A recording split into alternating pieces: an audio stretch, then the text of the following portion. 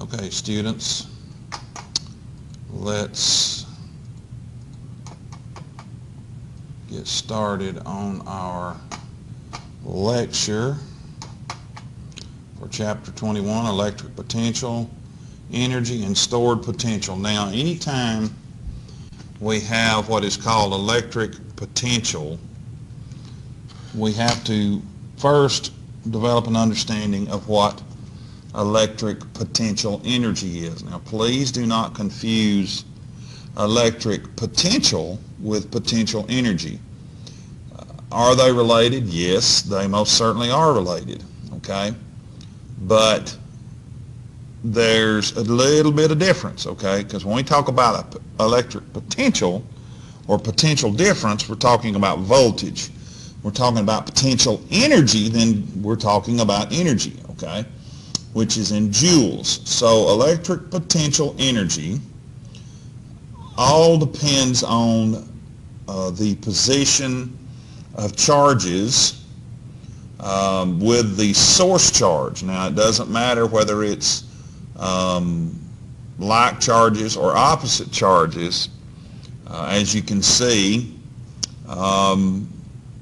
they use the hand and the charge. Now, I like this demonstration because I finally find a physics book that really puts a diagram in here that tries to explain why we say low potential, high potential, especially when you're dealing with like charges, okay? So notice here the hand pushing the positive charge, all right? Here we have a low potential, okay? Now, what do we mean by potential? All right, potential energy means that we have energy that has the potential to do work, okay? So we write it here, the change in electric potential is equal to the work done on the charge. So notice here, at this position here, we have a low electrical potential. You say, why do we have a low electric potential? Well, we know that positive charges repel each other, right? Okay. So at this position here, this charge is not going to have a very high potential because notice it's far away from these source charges, okay? However, if I do work on this charge, then guess what? I push this charge towards these source charges, then the electric potential, okay, will increase, okay? The electric potential will increase. So if I have a high electric potential, then in order to get that here, I've got to do a lot of work on it, don't I?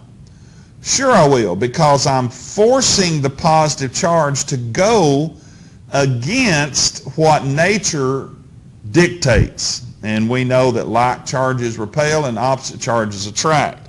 So to force this charge over here, I've got to do work on it. Now, if I move my hand, guess what's going to happen? Then, it's going to go back out this way, okay? And so if I have a very high have a very high U, okay, then guess what? Kinetic energy, if I stopped right here, I would have very high U and practically no K. If I move my hand, then guess what happens, okay? If I remove my hand off of this charge, then U starts to go down. It goes to low, and kinetic goes up, okay?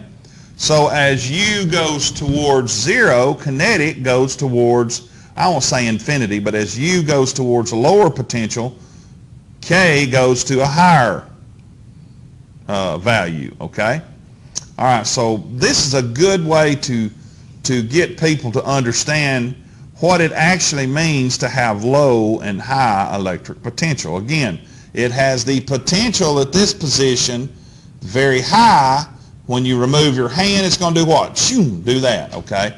And that movement is what produces voltage, or what we call potential, electric potential, okay? All right, I hope that makes sense. So here again, you know, we're talking about this, and I'm going to skip over these, okay? All right, now, so a charged particle's potential energy is proportional to its charge, okay? Now, the higher the charge, needless to say, the greater the potential energy, okay? Now, so we define electric potential V, okay, not potential energy, but electric potential V, which is what we call voltage, of course, is the potential for creating electric potential energy if a charge is placed at a given point. And so we define it this way, that the electric potential energy is equal to the charge times the voltage, or we can say that the voltage is equal to the electric potential energy divided by the charge. And of course the units are the joules per coulomb, okay? And a joule per coulomb is equal to 1 volt, all right? And yes, you need to remember that and put that on your formula card. Now, typically we define voltage this way, is that it is the work done per unit charge. In other words, the work that is done on the charge, which is exactly right. We just showed you that, okay? So if we have a high voltage, then that means there is a lot of work being done on the charges. That's why higher voltages, if you accidentally get into a higher voltage, let's say you accidentally touch a 120 wire that's on, it's live, and it's, you know, you accidentally say there's a break in the insulation, you didn't know it, and you pick the wire up, and you, 120 will zap you pretty good, but it won't literally knock you off of it. However, if you get into a 220 or 240, it'll literally knock you down. I've heard of people, wiring up a dryer plug, and for whatever reason, they forgot to turn the breaker off, or they were just trying to be in a hurry and didn't want to fool with it, which you do not do. You always, always, always turn the voltage off. You turn the breaker off. You go make sure that there's no voltage on a circuit when you begin to work on it, okay? But whatever reason, they get into those 220, 240 wires, and bam, next thing they know, they're getting up off their back. They're on their back, okay? So yes, and that's why, okay? Now, sources of potential energy. All right, here again, we have different sources. Here we have they're talking about a capacitor. This is a parallel plate capacitor. And notice there's a potential difference created by separating positive charge from negative charge. Again, how do we have high voltage? If we do work on a positive charge and force those charges back over here, okay, guess what? Then we have movement through space, and we have a very high voltage, or a higher voltage electric potential. All right? Why? Because that positive charge wants to go towards the negative, okay? Opposites attract, right? Law of charges. So the farther the positive is from the negative, the greater, okay, are you getting this? The greater electric potential it has, and hence the greater the voltage, okay? All right, so remember that. Now, and of course, batteries are sources of electric potential. Here we see your cells. There's electric potential there. How do we measure potential difference or electric potential, voltage? We use what's called a voltmeter. Sometimes we call it a VOM meter. Typically, VOM meters will read voltage, ohmage, and amperage. Okay, we'll talk about that. All right, voltage, ohmage, and amperage. All right, now, so electric potential energy and conservation of energy, folks, the same rules apply. Again, we create electric potential by doing what? It tells us here that electric potential is present whether or not a charged particle is there to experience it, okay? And of course, we measure it in joules per coulomb or a volt. And then electric potential energy is the interaction of charged particles with the source charges, okay? So please keep these two separated. They are related, yes, but they are not the exact same thing, okay? So again, electric potential energy is the movement of charges, okay, with the source charge. All right, now, guess what? The law of conservation of energy applies here. And so notice how we write this. We can find this, that the kinetic final plus the electric potential final is equal to the kinetic initial plus the electric potential initial, okay? And so how would we write that in terms of electric potential? We change that because we just said that U is equal to Q times V, so we can just substitute that in here, can't we, okay? And so this is the conservation of energy of a charged particle, all right? Okay, so please write that equation down. So what are we saying here then? Then we say to find the change in kinetic energy, we would write it this way. Now please write this down. The change in kinetic energy, now remember delta K, y'all, delta K is K final minus K initial, all right? Kinetic energy, we're talking about, remember K is kinetic, okay? Notice they put that negative there. Well, now what does that mean? If it's positive, then that means the particle's speeding up and it's moving from higher to lower, remember? Remember we saw the positive plate, okay, and the negative plate. Remember, we got positives over here and negatives over here. Remember the hand, we're pushing the positive over this way. So guess what? It's going to have a very high positive it's going to have a very low or a negative K as the particle slows down, because what's going to happen? As you get it more and more over here, eventually you're going to stop and then you're going to let it go, okay? So K is going to be very low, okay, over here, but very high as it starts moving that way. And then, of course, right the opposite, potential drops, okay? Here we have high potential, low K, okay? U is high, okay? K is low, okay? And then right here, the positive charge would have high K, okay? High, and U low, okay? All right, because it's fixing to hit the negative plate. All right, now I'm talking about before it hits the negative plate. All right, so U is going to be very low. Why? Because it doesn't have a lot of electric potential. All right, now, so there, and that's what the negative sign means, okay? Don't get all snafu'd up on me on the negatives, okay, because where does that come from? If you remember from Newtonian, we said change in K is equal to negative change in U, delta U, okay? All right, which is true. All right, now, and again, here they're just showing you how that the potential, if you go from here to here, notice how it's negative voltage, okay? So a positive charge speeds up, K becomes greater as it moves from higher to lower potential, okay? So it's speeding up, so a very high potential, all right, going to a lower potential, okay? So it's speeding up, all right, but notice here, all right, the electric potential energy is transformed into kinetic energy, okay? So the dashed green lines are all lines of constant electric potential, okay? So, all right, so it's K is increasing as it goes this way, but notice that U is decreasing, okay? And so the change in voltage is 100 volts, isn't it? How'd you find that? Well, 400 minus 500 is what? Negative 100, okay?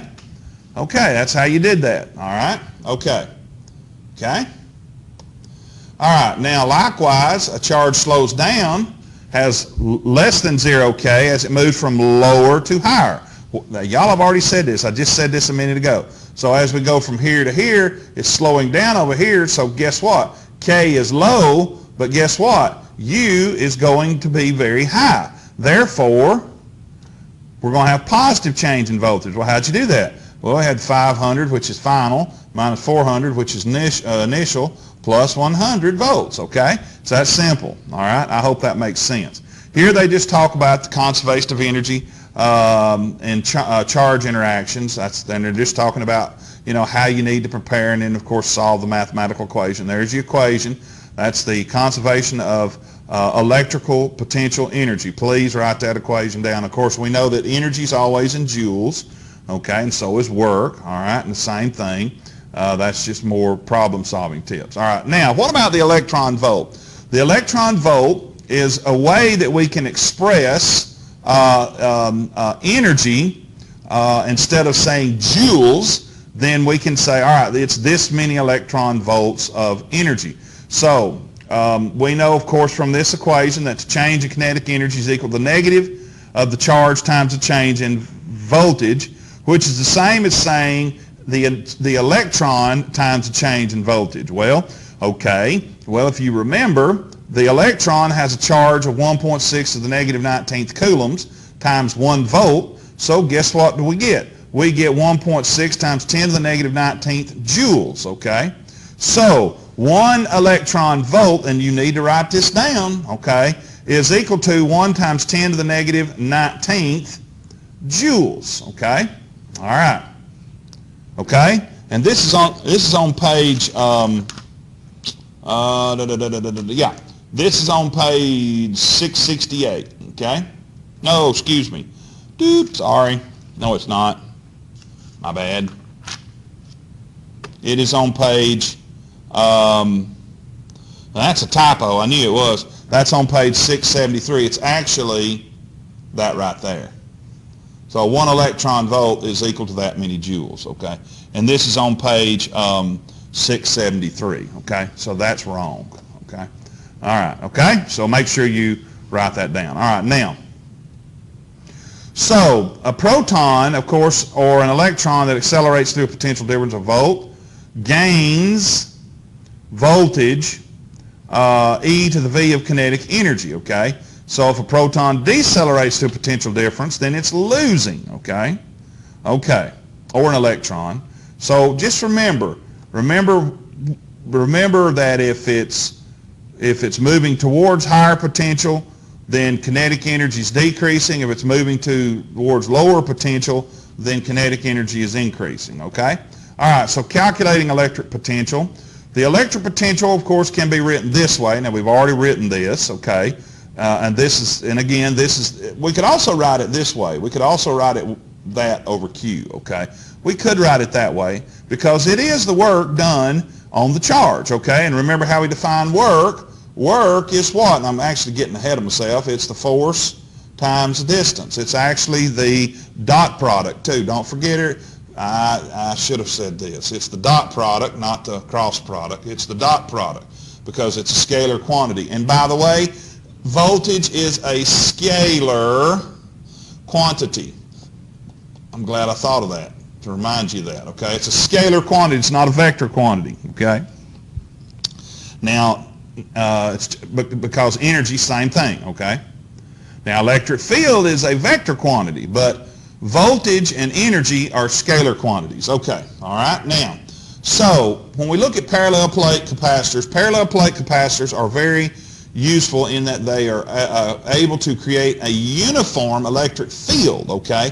And that can be very useful in a lot of electronic components because, why? Well, it keeps a stable electric field. It keeps the electric field uniform.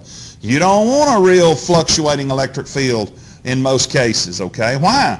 Because if you've got a fluctuating electric field, then that means the voltage is fluctuating, and you don't want that, okay? Now, the voltage in our commercial voltage, it comes in our outlets in the walls, the plugs in the wall and our lights and everything.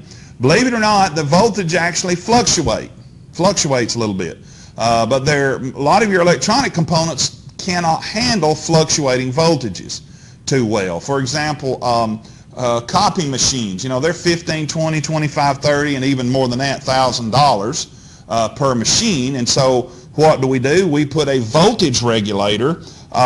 We plug a voltage regulator into the wall outlet, and then we plug the copy machine into that, so it gives us a nice, constant source of voltage, okay? Why?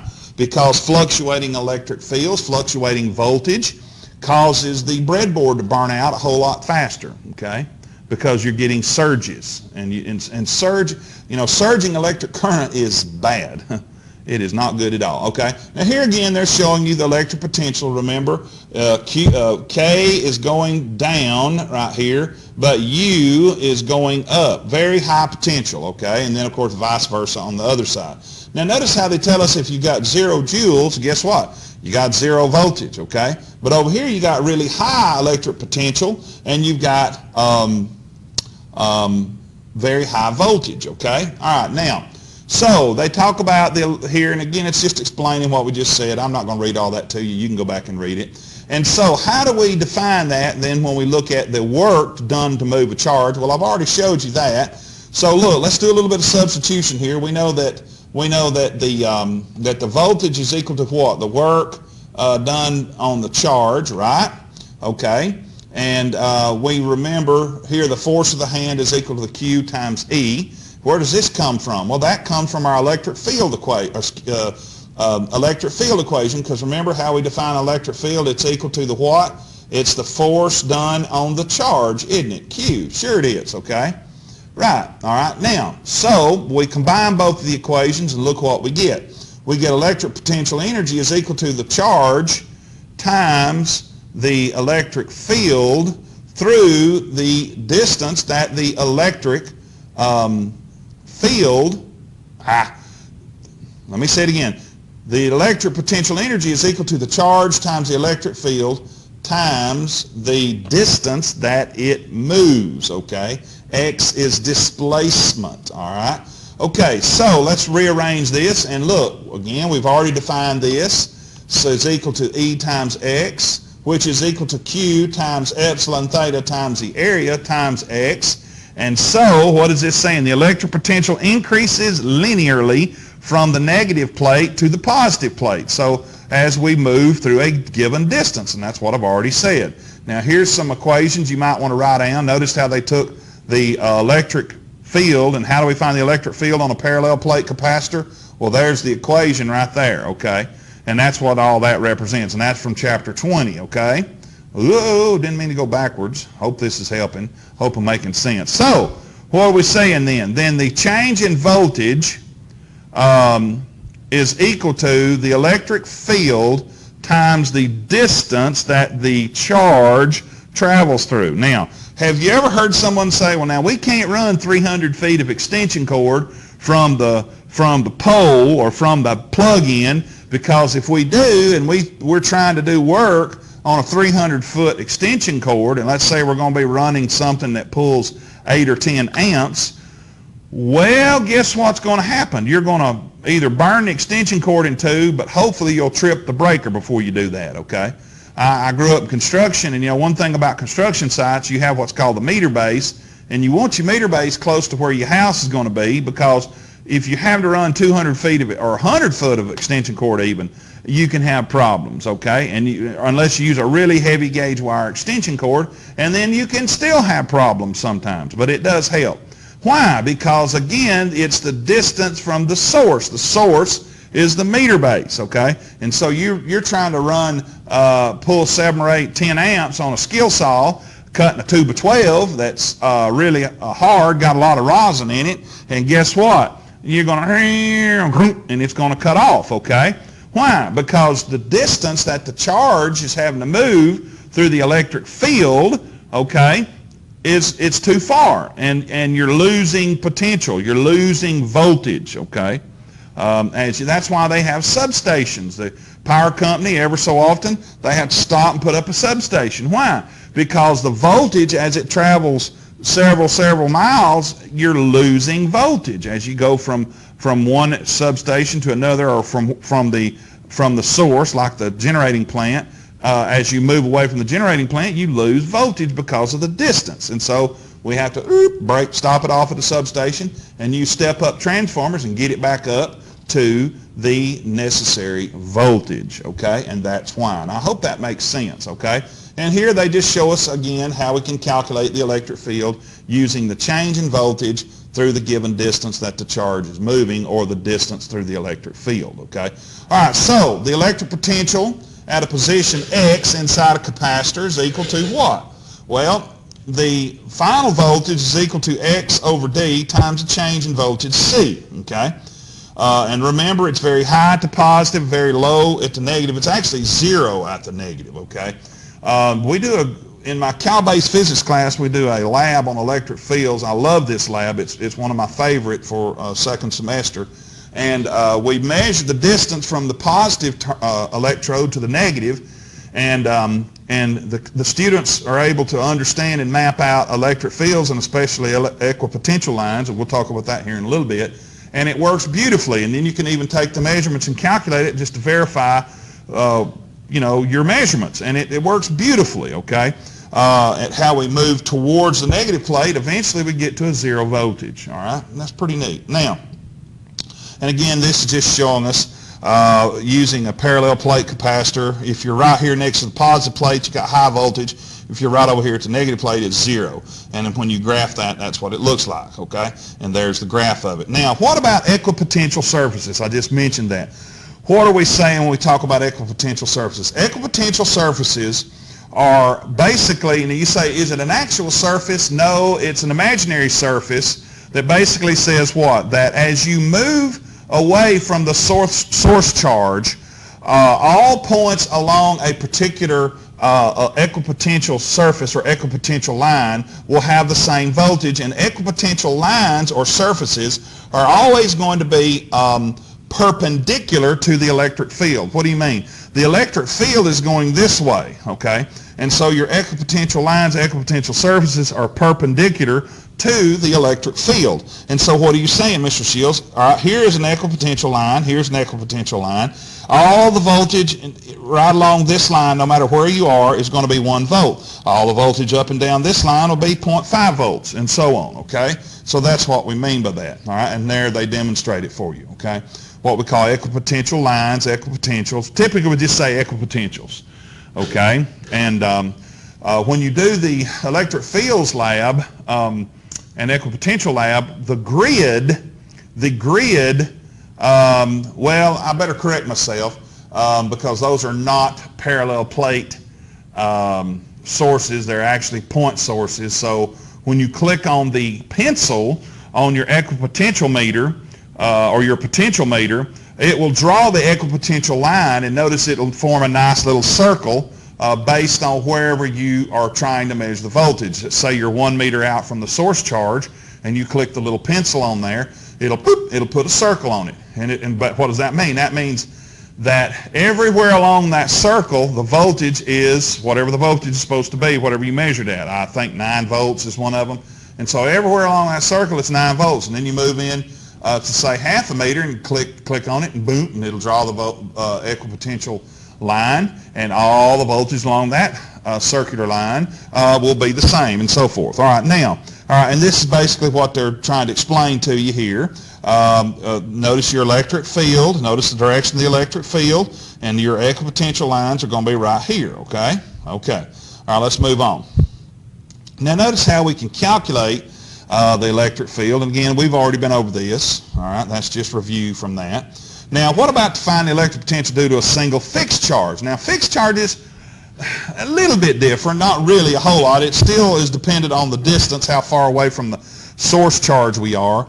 So instead of looking at a large number of charges, we're going to just look at one charge, okay? And so the principle is basically still the same. Again, we're still talking about work done on the charge if we're talking about electric potential energy. Potential energy, again, is how far the charge is moved, or I say how far it is. It's the relationship of the charge to the source charge, okay? All right, so, again, same rule applies. Notice way out here, what we would call, we would call this out here. I cannot ever draw that symbol. It's a figure 8 is what it is. Lord help me. Infinity is what I'm trying to draw, y'all. There we go. So out here, at this region of space, we are at infinity. And at infinity, notice what? Notice that U is very, very small. Typically, we just say that U is 0, okay? All right. Why? Because we're way far away from the source charge. We're so far away from the source charge, it's basically nil. It's basically no potential energy, okay? However, as we force that charge closer, now notice this is the source charge. As we force that charge closer, notice what happens to electric potential. When we get right here, man, notice it's really high electric potential, okay? All right, so again, there's a relationship, isn't there, between what? Between the distance, between the distance of the source charge with the actual charge in question. So, how do we write this equation? We write it this way. This is the electric, and yes, anytime you see these in yellow, well, let me just say that anytime you see this in yellow or other equations, and I try to always tell everybody to make sure you write these down, okay? All right, now, so how do we find the electric potential? Well, again, notice we had a source charge, and then our point charge, okay, that we're moving. So it's it's Coulomb's electrical constant. Remember what that is, y'all. That has not changed. Coulomb's electrical constant is equal to, that's supposed to be a lowercase k. They use uppercase. Okay, whatever. All right, it's 9 times 10 to the 9th newtons per meter squared per Coulomb squared, okay? That's that constant I told you write down. Or you can use this in place of k. That is the same thing, all right? It's the same thing. Of course, we know what epsilon naught is. We know that epsilon naught is what? It is 8.85 times 10 to the negative 12th Coulomb squared per newtons meter squared, isn't it? Okay? So again, it doesn't matter which one you're going to use. You're still going to, look, if you take all of this and divide it into one, you're going to get that, okay? Doesn't matter which one you use, okay? All right, now, okay, here and again, just showing you how the kinetic energy it's gaining kinetic energy, but it's losing potential energy, okay? All right, so where's the potential greater here? Well, it's always going to be at infinity. When it's at infinity, it's going to be 0. But look, here, you know, here we have a higher potential, okay? All right? All right, notice how U is actually higher, but notice what's happening. It's very rapidly moving up, isn't it? Now, eventually, where's it going to be? Look, right here, if the charge was right there, right before it touches, kinetic energy is going to be what? Okay, K is going to be high, and U is going to be almost to 0, isn't it? Okay? Okay, all right. So, again, that's with opposite charges. So we have for a charge at a distance from source charge, the electric potential, of course, is related to the what? The potential energy, okay? And so we can write the equation this way. So look, notice it is the relationship of the charge to the inverse of the distance. So what does that mean? Okay? As R goes up, voltage goes down. As R goes down, voltage goes up. Okay? So the closer that point charge gets to the source charge, then guess what? It gets higher and higher and higher and higher, doesn't it? Voltage does, okay? All right, now, all right, and again, they wrote it for you, Q, and again, don't get all snafu'd on the Q and big Q and little q. It's just trying to get you to understand that we're talking about the source, we're talking about the point charge, okay, the charge in question. Here's some more equations. If you want to look at the charge of a sphere, I don't think I asked you any equations or problems on this, but again, notice how everything comes into play here. We do all the substitutions, and of course pi does come into play here since it's the charge of a sphere of radius r. Notice how we can find the actual charge on a sphere, or the potential outside of a sphere charged to a potential V naught, or initial voltage. We can find it this way, okay?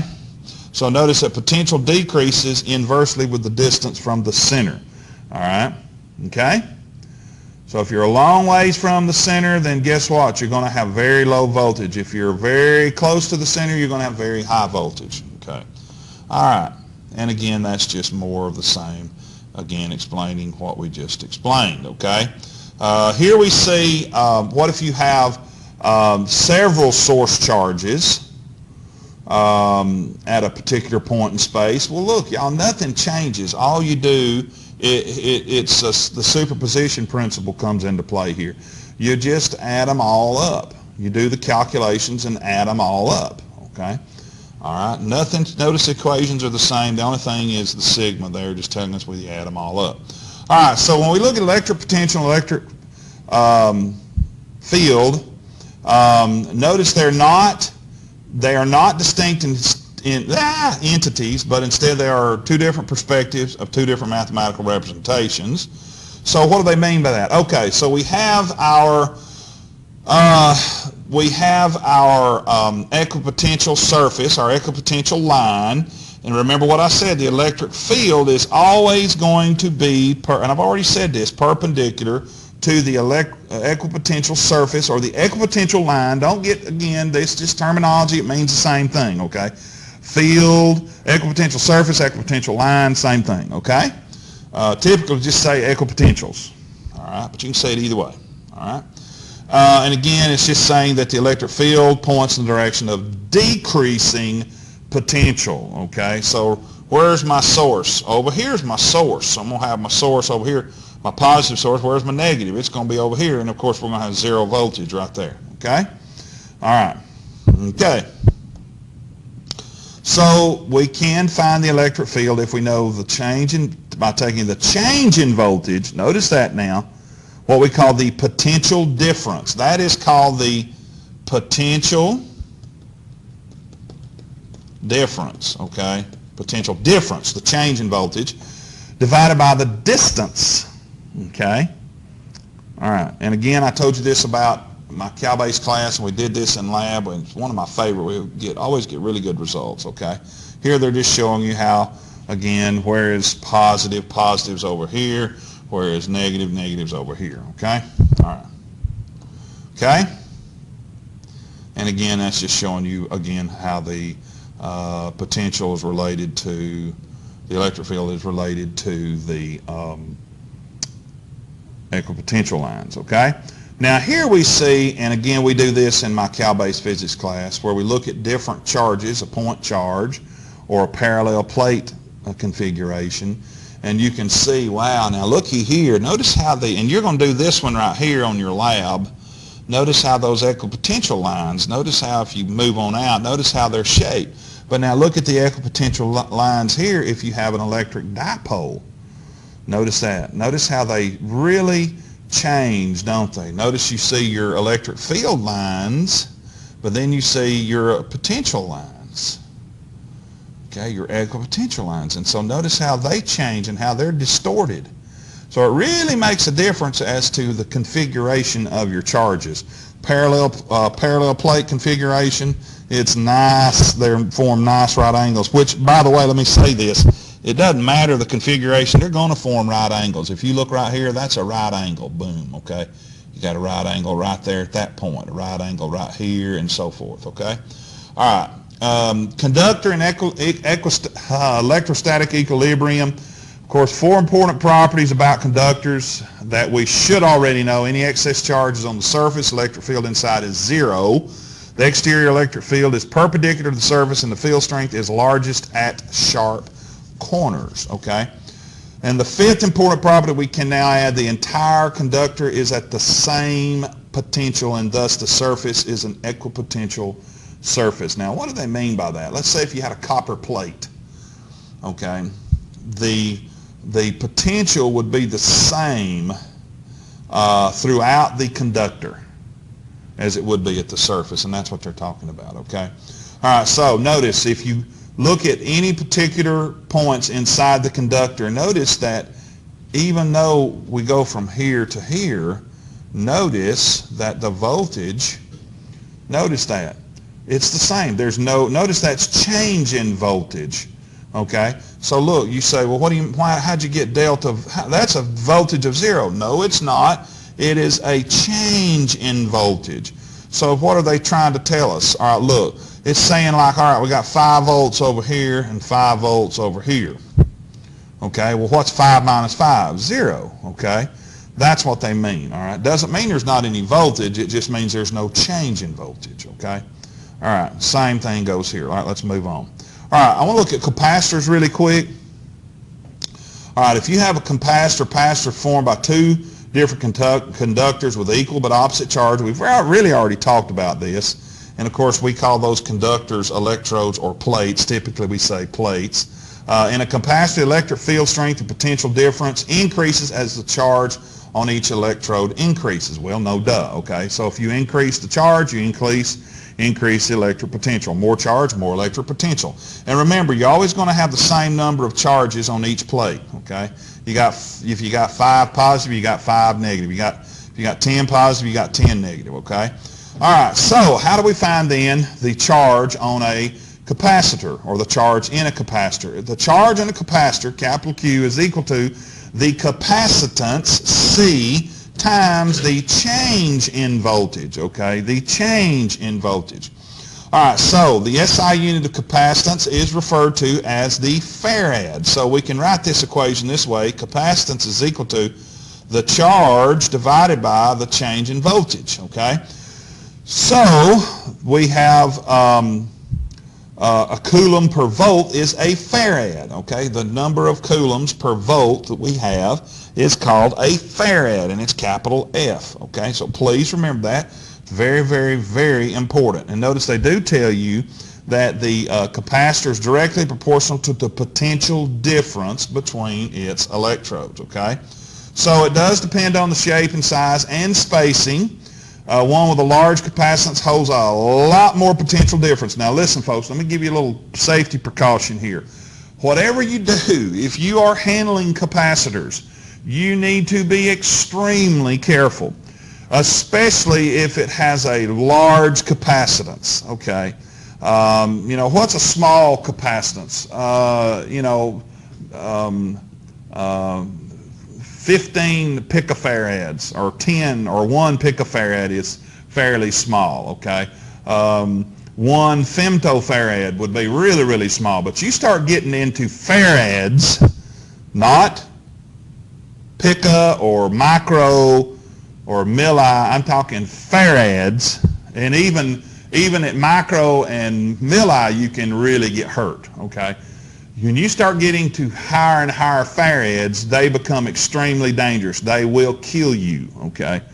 If a large capacitor, one with large capacitance, is charged, is fully charged, and you get too close to it, it can actually arc off the electrodes and hit your body and kill you, okay? And yes, it has happened, all right? Remember what we said in chapter 21, chapter 20 lecture video about pointed objects and why you actually have a larger electron density on a point, and it actually can ionize the air around the point. Well, guess what? If you have a very large potential and you have an ionized region nearby, guess what that high potential wants to do? It wants to go towards a lower potential. Okay, it wants to arc, and yes, they will do it, and yes, they can kill you.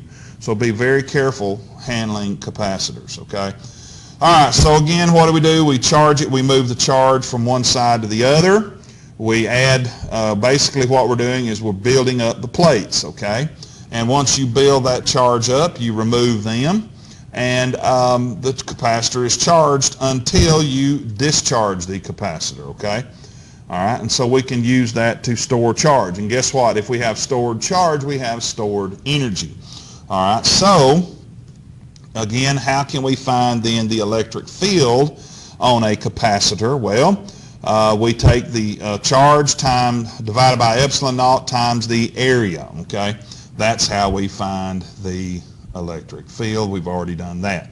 And so we see the applications of these equations. We've already seen this one. We've already seen this one. So we can find the charge by what? By taking the epsilon naught times the area divided by the distance times the change in voltage. So if you want to know how much charge, that's how you can calculate it. So typically and you better write it down as a parallel plate capacitor, the capacitance is equal to epsilon naught times the area times divided by the distance between the plates, and that is distance between the plates, okay? All right, again, dielectrics and capacitors, of course, you know, you have polarization can occur wherever you have a very large source of electrons, and so what do? We induce positive charges build up on one surface of the insulator and then induce a negative charge on the other surface, and that's how we get charge dielectrics, or charge capacitors, where we're looking at dielectrics. Now, okay, I want to move on. Okay, now if we have a dielectric device and material, then we can actually find the actual capacitance if we know the material and we know the initial capacitance, okay? So the capacitance of a parallel plate capacitor is what? With a dielectric of dielectric constant K, you got to know the material, therefore you got to look up the constant. And how do we do that? Right there. So dielectric constants of some materials. Now notice that's at 20 degrees Celsius. A vacuum, it's exactly 1. Air, notice that, okay. Teflon, paper, Pyrex glass, cell membrane, ethanol, water, and strontium titanate, okay. So notice how these dielectric constants go up as we become more dense, all right, now in materials. Okay, what about stored energy? All right, again, stored energy is, again, energy, electric potential or potential energy is related to voltage, but it is not the exact same thing. So if I want to know how much potential energy is stored in a capacitor, we use this equation here, take the charge times the average change in voltage. That's one way of finding it. Or we can say 1/2 times the charge times the change in voltage. Okay, or we can do what? We can find it this way, the 1/2 times the charge squared divided by the capacitance, okay, or we can say 1/2 times the capacitance times the change in voltage squared. So how many equations do we have here? We got 1, 2, 3, 4 different equations, okay, and so you can write those down as far as finding the electric potential energy in a capacitor, okay? Again, just some more variations right here, okay? Notice that right there is this, okay? And notice how we changed this to ED, electric field times the distance squared, because that's what it is. And then notice we manipulate it a little bit more and it becomes that right there. So how many equations is that? Well, there's 3, and then we've got what, 4? Okay, so, you know, several different equations we can use to find the stored, or to find the electric potential in a capacitor. The biggest thing, if you'll remember that one, all the rest of them, you can start doing your substitutions from your other equations, and you shouldn't have to write all these down because you should remember, you should already have the other ones on there. But if you want to write them down, okay? Okay, so what about the energy density? Okay, I think I mentioned this. Well, no, I didn't. I didn't mention that. I was talking about charge density, which is similar. So since the quantity of the area times the distance, or the volume inside the capacitor, is the volume in which the energy is stored, we can define energy density of a capacitor. And notice it's in joules per meter cubed. So the stored energy times the volume in which it's stored, or we can write it this way, 1/2 K epsilon naught times energy squared. And of course that K is the dielectric constant of the material, okay? So that's a really good way to find what we call energy density. That's what we're talking about there. And please write these units down, okay? All right, and that's it. I hope it helps.